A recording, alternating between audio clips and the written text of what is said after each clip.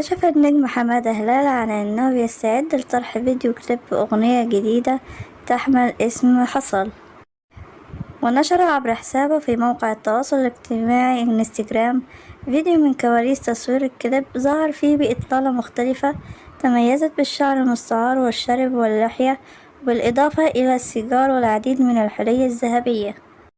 ويذكر أن حمادة تعرض مؤخرا لوقعة صحية عقب عودته من الأراضي المقدسة بعد أداء فريضة الحج،